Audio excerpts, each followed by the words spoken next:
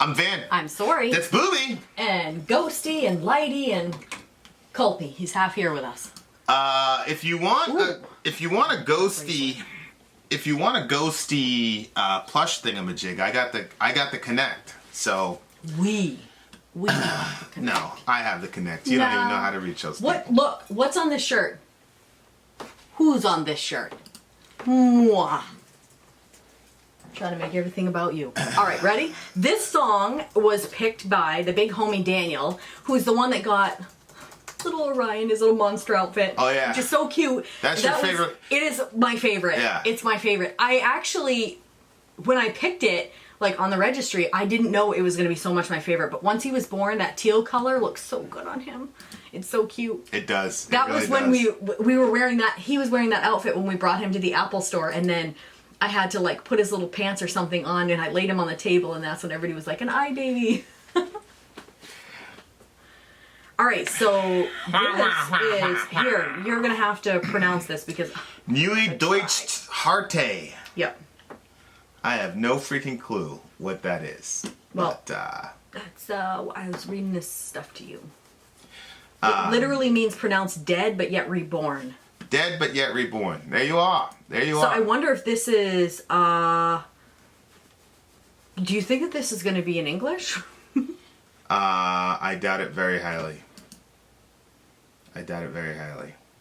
Okay, well, let's try. Inshallah, we can make it work. Yep. But I doubt it'll be in English. But let's see. So for everybody, we are clearing out all the backlog of Patreon thingamajiggies. So we're clearing out the $75 reviews, and then we're going to be doing the Alliance picks. Yep.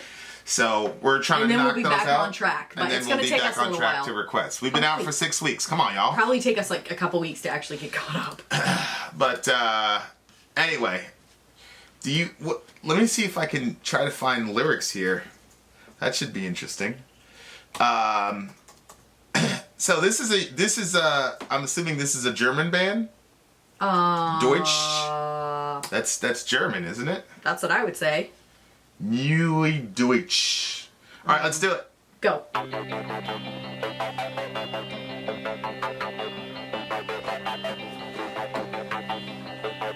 have to change that title. Wieder hier, der Abschaum ist zurück. Alles nur für diesen Augenblick. Blut und Schweiß vereint im Chor. Doch wir bleiben wie wir sind, lebendiger als je zuvor. Endlich! Es wurde langsam Zeit, was immer kommen mag. Wir sind dafür bereit. Ab jetzt beginnt ein neues Spiel.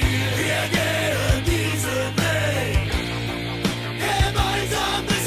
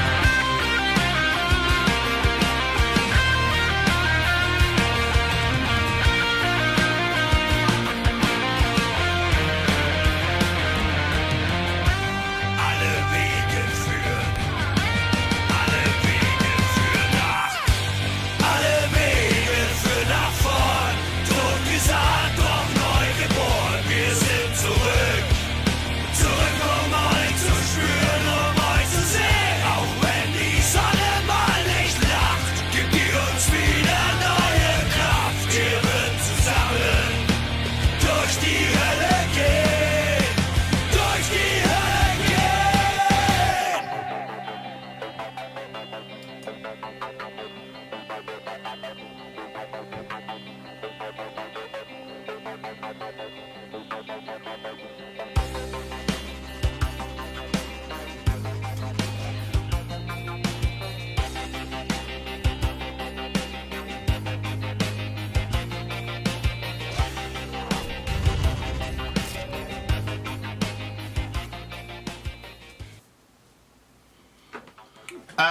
Okay.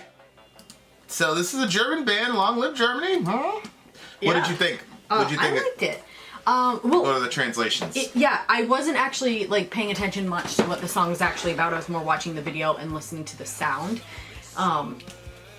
But it was still, I still enjoyed it. That was a different sound that was like kind of like in the background that started at the It beginning. was like electronica type of. It hasn't little been sick. in like a lot of the songs we've listened to, has it? Well, That I Rammstein. thought. Well, yeah, it had a little bit of a Rammstein does that stuff. Which these guys are German, so I'm Right. sure there's a bunch of overlap there. comparison. But the name of the song, I think, means "Dead Yet Reborn." Yeah. So the lyrics are, again, the scum is back, everything just for this moment. Blood and sweat unite in the choir, but we stay as we are, more alive than ever. Finally, it was time, whatever may come. We are ready for it. From now on, a new game begins. We go this way, together to the finish.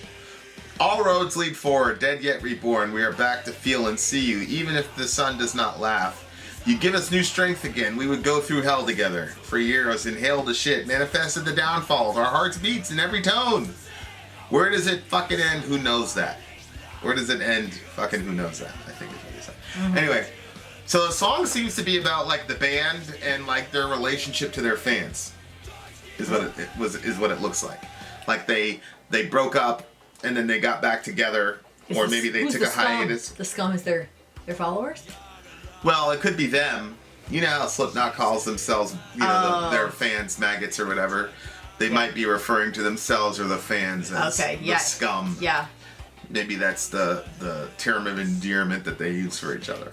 But it's like, it looks like maybe the band broke up and they got back together, or they took a hiatus and then they, you know, coming back with the, which, you know. Everything just for this moment.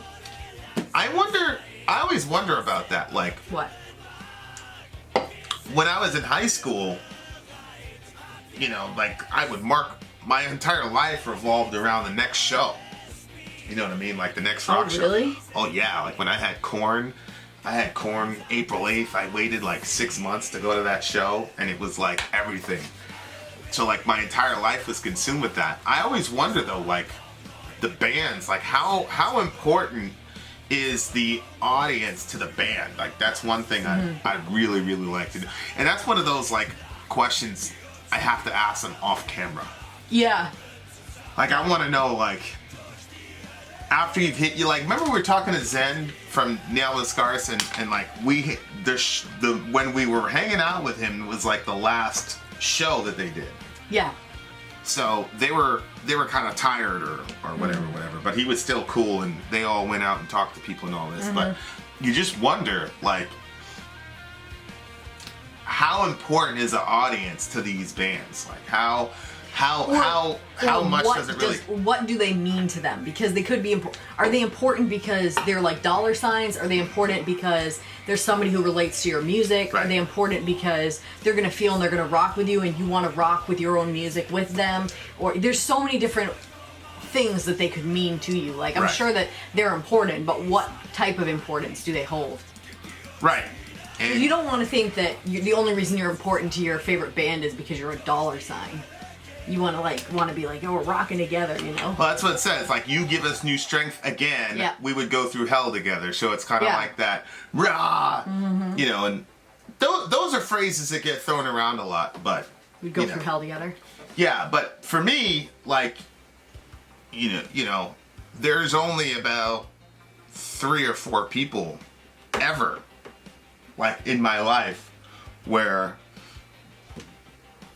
You could say that about. yeah, like, you know, and that's why I'm very quick to just go, you know, see ya, because I understand the nature of the relationship is not like that. Like, you can't have that type of deep relationship and friendship with 14 trillion people. Oh no, Like, you obviously can't, you know, I remember being a kid and my brother, we just moved into this new apartment complex, and my brother was like, "Oh yeah, these are my friends." You know, he got up with the kids in the neighborhood or whatever, and my mom was like, "They're not your friend, they're your acquaintance." You know, so that was a big thing in the house. Like, we don't have friends, we have acquaintances. Or whatever. And you know, at the time, I thought my mom was just being, you know, over the top. yeah. Well, my mom was generally over the top on everything, but like, the more and more you go through life, you go, oh, okay. And a lot of people, when their acquaintances aren't really there to ride for them when it's time to go through hell, people go crazy. How could they do that? Blah blah blah blah. But it's like, you don't have that many people that are gonna do that for you, fam. You just don't. And I think it's delusional to think that. You know, now obviously if you're in a band, you know, you get a loyal following, and if you're famous, you know, people think that they know you, and they have they will go to hell. They will go through hell for the idea of the person that they think. But, you know, people aren't really doing that, bro. I mean, come on. You could barely get family members to actually literally stand beside you and go through hell with you. But with so-called friends, come on. Right, yeah. You know. It's sad because you want to believe that there's like you've got a crew that's like ride or die. But then, especially, well, I mean, you're not like that. We're different. Like, especially when you like put out for them. So then you really think that they're going to be there for you. Because you were there for them. And then they'll slit your throat in the dark alley. You're like, what? Well, yeah, I mean, yeah, I just think that most people have an unrealistic view of who they're dealing with. Yeah. And they have idealized understandings of themselves and other people. Like me, for example, there's only a couple people I'm not going to hell for people either. You know, like, there's a certain group of people who, it doesn't matter what or where I am on the planet, if certain people call me up and said, yo, blah blah blah blah blah, I would take a plane and I'd go where I need to go. Like, you know that. Yeah. But that's it. You know, and that's why I have very, very, very few of those people. But, you know, everybody, like, wants to idealize stuff, and they think just because you have a good 6 months with a person, that means that you love them and that you're ready to go through hell with them and all. That's bullshit. What? Yeah. Most people aren't going to do that. You'll sit in the flames with people, so, you know what I mean? Like, with some people. No, you'll go through hell with some people. And there's lots of people you'll sit through the flames with, and so they assume you're going through hell with them. Yeah. That's why they're like, "Aah!" When you like say, I have to go home now. I don't say that. No, like, the whole thing's an analogy, babe. It's not actual events. You're not sitting in flames. I don't say anything. That's the problem for them. There's no explanation. I don't feel like you. That's true. I don't think you owe people explanation just because you're not friends with them anymore. Yeah, there's this whole thing about ghosting, quote unquote, where like you won't respond to people's social media reach outs to you and this and that. Like, so and so's not talking to me, or they're ghosting me, and like, this is this crazy crime. I'm like, 30 years ago, you didn't have 24/7 access to a person.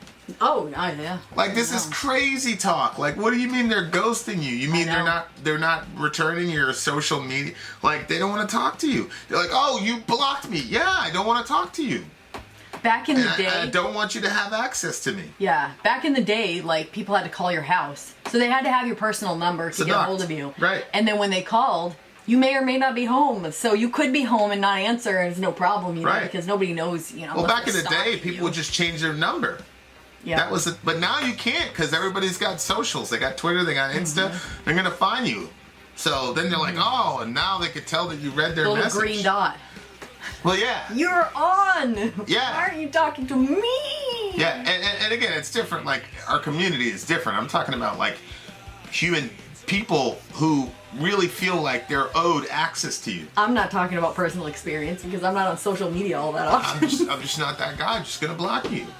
I don't want to talk. But it becomes, oh, you ghosted No, me. even- It's I don't- big horrible. You committed some crime. Even if it's because people- you won't respond to me on social media. It's like, are you out of your mind? I don't know. You make the caveat to say, oh well, if it's somebody in our village or whatever. I still don't think that's appropriate to go after somebody and be like, I saw the green dot. I've never seen anybody Yeah, in our but village nobody do does that in our crew. Oh, okay. Well, I've never seen anybody do that. But even if they did, even if they were in our crew, I would still be like, No, wow. we were part of this other thing before, and Yeah. there were absolutely people who, if they saw the if they saw the read receipt, forget it. Like my you saw, word. they're like, you saw my message. I absolutely did. You I didn't figured respond. that I context- absolutely did not. You'd walk I did in. not respond to you. Babe, you'd walk in and then like there was no hey, how's it going, good morning. It was like, ah! I was like, wow, that's crazy. Oh. It's mind-boggling to me. Mm-hmm. So, and then when you say, You'd be sipping your Red Bull. yeah, and then when you say, I'm not taking any of your messages anymore, and then people like act like Yeah. you really did something to them. You can't be You owe yourself to me. you can't be helling back with everybody. Yeah, no, you can't. That's You know what I mean? Like, you can't. Nobody has that. if you have don't one that. or two people in your life who will legitimately do this for you, you're a rich man or a young lady. There's not a lot of people that are actually like this. There's a lot of sentimentality which this song carries with it, and I'm sure bands love their fans. Mm-hmm. But come on, man. Like you're not trying to lay down your life for these people. Right. You know what I mean? Like it's just not true. And so, but again, like I've had some pretty extreme situations in my life where I could point to a person and go, oh, this person really would. Yeah. You know what I'm saying? But, and there's a few people in my life that, you know what the roster is. So, I just, to me, I'm all about being like as real as you possibly can be. You're not friends to that degree with that many people. I'm not that to there's 8 billion people on the planet. I'm like that with about 4 or 5 of them. That's something you learn as you grow. Some people don't learn it though. Yeah. I remember sitting in this car with this young lady. Kids don't know it. I was in the car with this young lady, and I basically said, well, we're not friends anymore. Like, we're not, we just grew apart. Things changed. It's different. We're not friends anymore. I'm not going to hang out with you. I'm not going to hang out with you or your family or any of that shit. I'm not doing none of that. Like, it's over. But it had been over for years, but, because of social I don't media. know how you can be that honest with people. Because of social media and everybody's still being connected even when they're disconnected, and like this kind of false relationship that people have with people over social media, because I was still polite with the person or whatever. So they're like, oh no, we're still, I'm like, no, like we're not friends. Like, I'm not your friend. I'm not gonna hang out with you. I'm not gonna bring my family over to your family and our kids are gonna play. We're not doing none of that. Like, that's over. That was a season. That season's gone. Like, go your way. Do your thing. You will live. And guess what? The person's still alive. Who knew? But, it's not, I don't think that that's wrong. Oh, well, It's just be honest. People are too idealistic. Like, we had a relationship 10 years ago. Like, we were friends 10 years ago, and I was a completely different person, and so are you.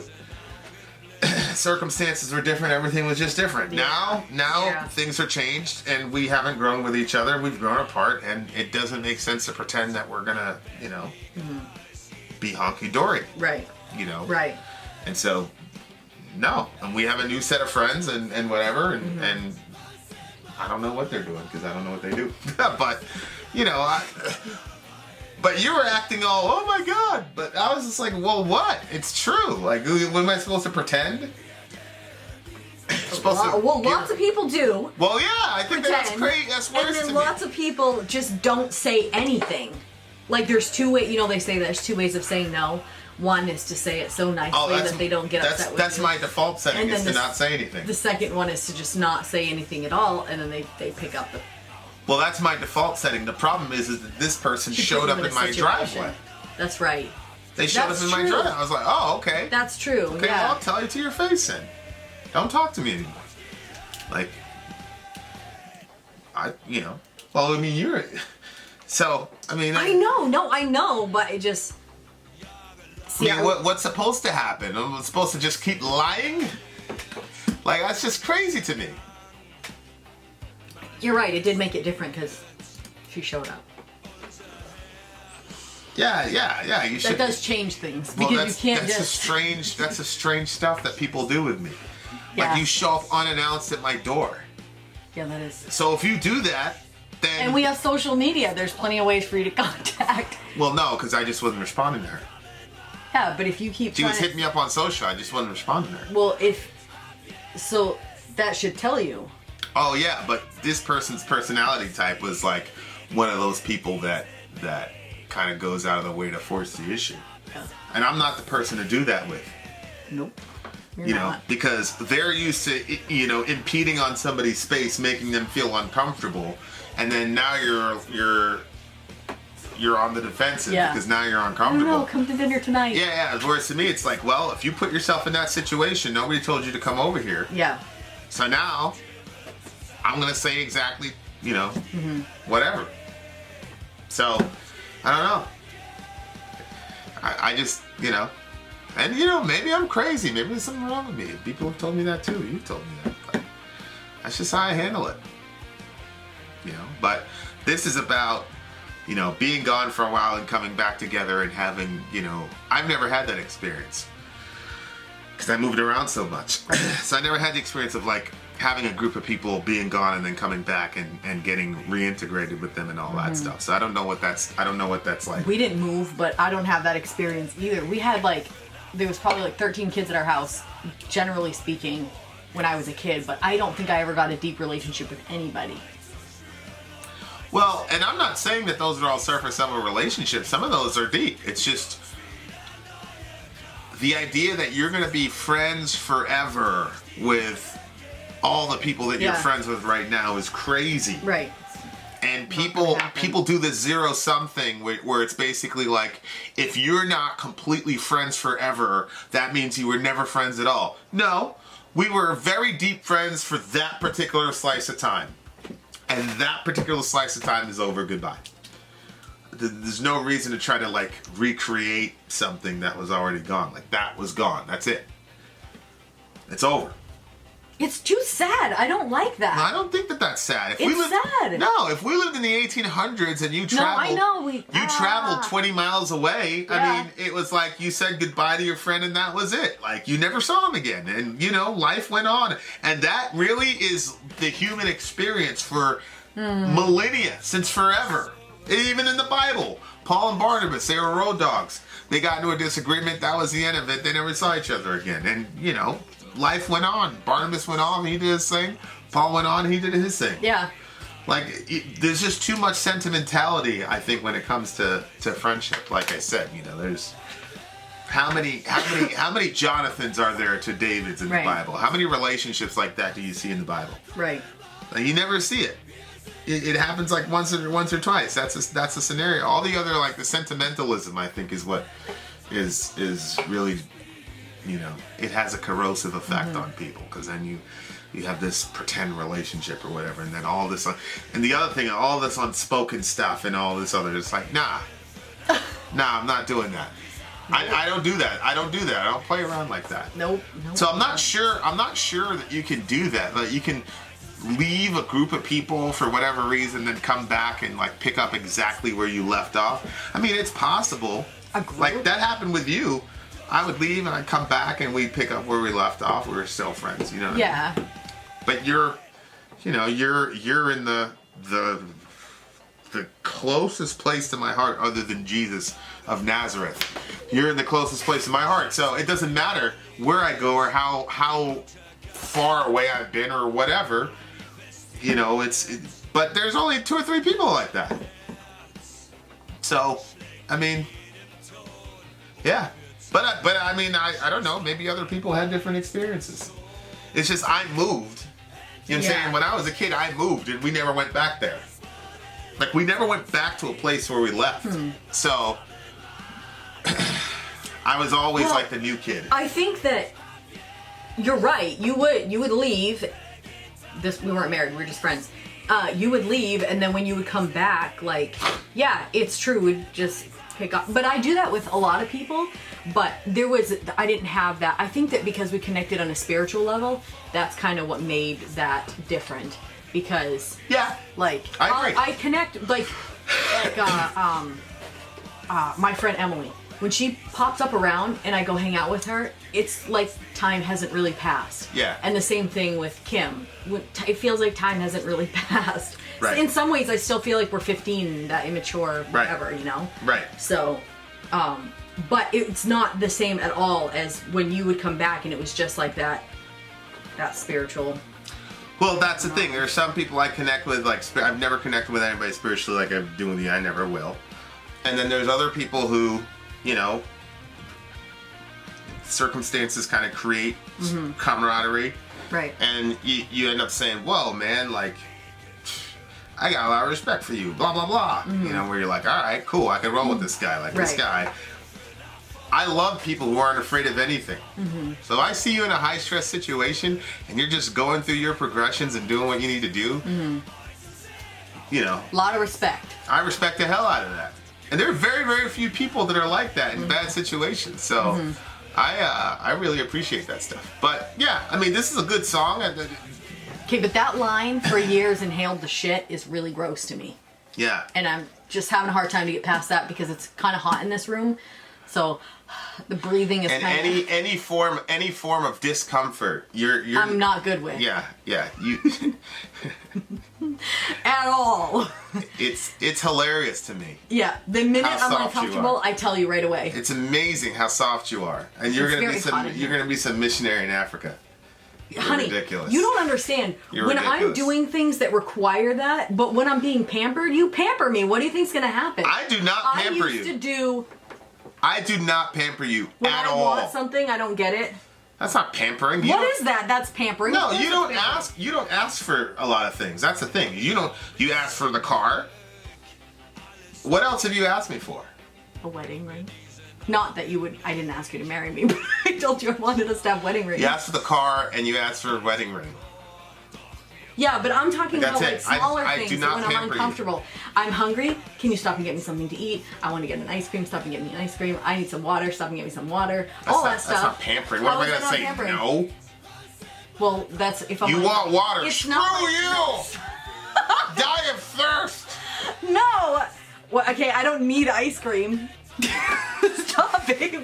I don't need ice cream. Make any sense whatsoever? I'll be like, I need you to stop and get me some of that ice cream. That Ben and Jerry's. Yeah. What would I say? No. That's ridiculous. But that's what I'm saying. That's pampering. That's not pampering. What's pampering?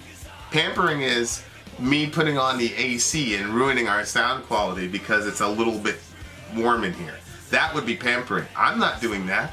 You're gonna have to suck it up and deal with some hot weather. Oh, You know what I mean? I'm gonna run that AC I told before you we to start suck. recording. I've told you to suck it up a bunch of times with a bunch of stuff. That's true. Yeah. Yeah, you're actually kind of mean. You I don't pamper me at pamper all. you at all.